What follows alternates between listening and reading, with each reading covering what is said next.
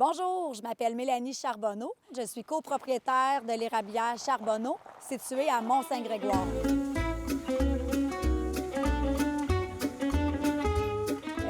La façon de récolter l'eau d'érable ici est particulière parce qu'on est encore à la main, à la chaudière, comme dans le bon vieux temps.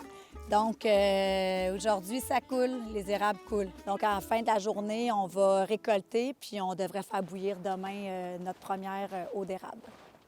C'est le moment de l'année, hein? Ils ont 20 jours à peu près au total pour faire du sirop. Puis on en a besoin parce qu'on a eu des très, très bons chiffres aux exportations, une augmentation de 19 de nos exportations. Ça, c'est dans 70 pays à travers le monde. On n'aura jamais vendu autant de sirop dans les 12 derniers mois, malgré le contexte économique difficile. Je pense qu'il n'y a pas beaucoup de filières économiques qui peuvent se vanter d'avoir un aussi beau bilan là, que celui de la filière à silicone. Dans le fond, pour que l'eau d'érable coule comme ça, c'est qu'il faut un écart de température d'environ 10 degrés. Fait qu'il faut que ça continue à geler la nuit, mais le jour, il faut que ça soit au-dessus de zéro. L'année passée, en 2025, il y a une toute nouvelle chaire de recherche qui a été lancée sur l'acériculture et l'aménagement des érablières. Et je me suis entretenu avec le professeur qui pilote cette chaire de recherche, Guillaume Moreau. En fait, à chaque année, on augmente la production de sirop. Il y a une demande aussi qui augmente à chaque année.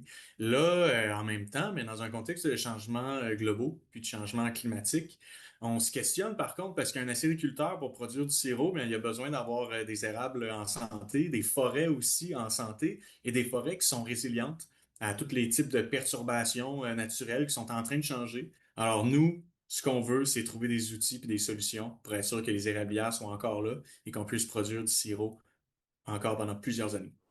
On a eu un bon hiver pour le sirop d'érable. Première chose, un bon couvert de neige.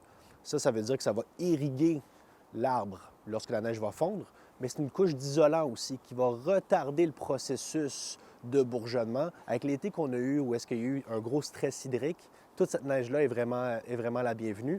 Vu qu'il y a beaucoup de neige, justement, la saison des sucres, même pour l'eau d'érable et le sirop, ça va peut-être même durer un peu plus longtemps, si on a la bonne température de notre côté. Donc voilà, la saison des sucres est officiellement entamée et elle devrait prendre fin là, autour du début mai. Au Mont-Saint-Grégoire, Elliott Tremblay pour Nouveau Info.